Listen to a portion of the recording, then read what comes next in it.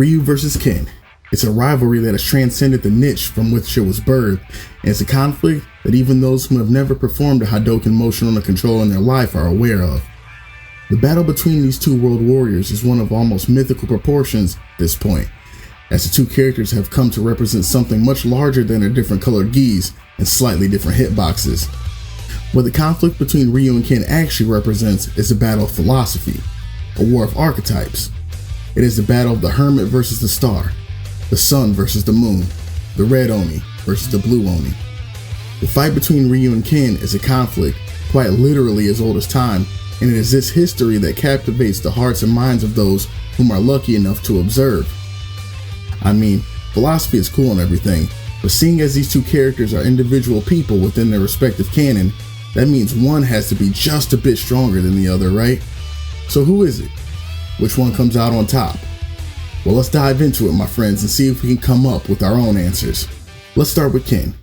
Ken Masters is a foil to his best friend Ryu in every way, sporting a bright red gi with wild blonde hair covering his beautiful mug. Ken's physical presentation is very much a reflection of his internal state as well. He is a man with a disposition as fiery as his uppercuts and has no problem running off at the mouth if he feels the opponent standing before him is in need of a verbal lashing. Although at first glance he may appear as little more than a shallow playboy, just a quick look at his well-maintained physique and energetic fighting techniques will put all thoughts of his phoniness to rest. Ken may be a cocky loudmouth at times, but his love for martial arts and dedication to his craft is the real deal, and he is very much a threat to any opponent he may come into contact with. In contrast to Ryu, his techniques are much more flashy and have an element of showmanship to them. Whether this is on purpose or as a subconscious effect, though, is up for debate. Many of Ken's moves incorporate a number of complex and elegant kicks, high velocity spins, and acrobatic flair that speak to the sort of person he is. He's a man who not only is going to kick your ass, but he's going to do it with style because he's just that damn good. And if Ken wasn't already perfect enough, the man is the heir to a corporation worth millions of dollars and is married to his hottie wife Eliza with a son named Mel, whom he loves spending time with. So if we're keeping score here, not only is Ken a world-class martial artist, but he is also a successful entrepreneur and family man to top it all off. So many people at this point say to themselves, with Ken juggling so much, there's no way that he's able to keep up with his rival Ryu, whose entire life is singularly devoted to the martial arts.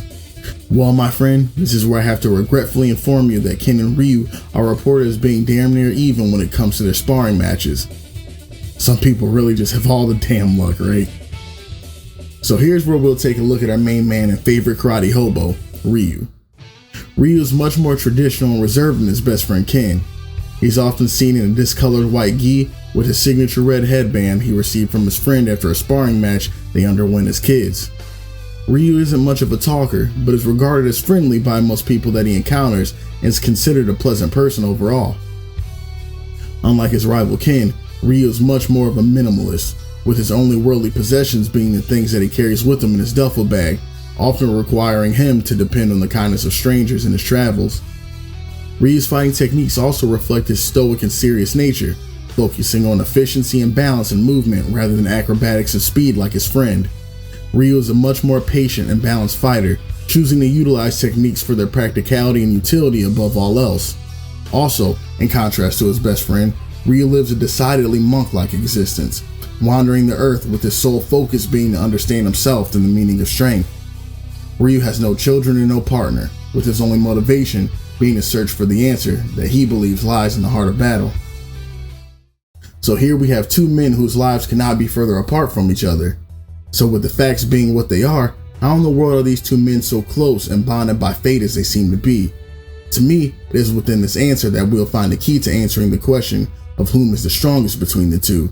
And it is in my estimation that in reality, it is the very differences between the two that make them care for and need one another so much.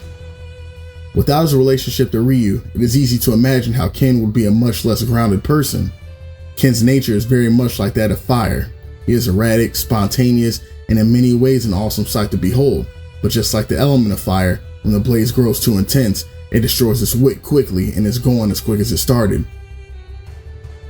Ken is someone that needs a wick. He needs a catalyst, that thing that will allow him to burn. And without Ryu's example of temperance, discipline, and constant growth, Ken could be lost and unfocused. Ryu serves as a role model to Ken in many ways, giving him a direction to guide his fire and ensuring that he puts his talents to use in worthwhile areas rather than allowing his genius to be squandered in cheap thrills and half-assed measures due to the sheer number of items on his plate that he is juggling. Ryu is prone to getting lost in his own thoughts and doubts. Due to the extensive amounts of times that he spends alone and his battle with the dark Hado within himself, Ryu is waging a constant battle with his lust for strength. Psychology would call this battle a fight with his id. He is fighting his unconscious desires and hidden beliefs, which leaves him lost and unconfident in many pivotal moments throughout his life. The levity and honesty Ken provides Ryu is of extreme significance. It is a grounding rod for Ryu, showing him the importance of not taking everything so seriously all the time and helping him to accept the demons that lie within himself and embrace them in the same manner that Ken does. Ken found a reason to fight through the defending of his wife and his son and to test his own abilities. Ryu's reason for fighting manifested itself in his search for the meaning of strength and what it means to be a strong person. Ken always had a hard time processing what Ryu meant by this because to Ken, Ryu has been strong as long as he's known him. And the beauty of this fact is that through their relationship with one another, Ryu and Ken discovered that both of their reasons for fighting were completely valid. Through the blood, sweat, and tears that they shed in their matches with one another over the years, they have matured and realized that the fight means something different to everyone, and that no one's reason is better than any other. But every individual has to come to this realization themselves. No one can give another their reason to fight. And thus, the answer to the question as to whom is the strongest shows itself. As disappointing as it may be, my friends, it is neither. Ryu and Ken are yin and yang. One's existence is predicated on the existence of the other, and it is through the perpetual conflict with one another that the two become as great as they are. Both Ken and Ryu serve as the catalyst for one another. They are the iron that sharpens iron, with one only being as good as the progress the other has made. The relationship serves as a valuable lesson to all of us, that each of us is only as strong as the company we keep.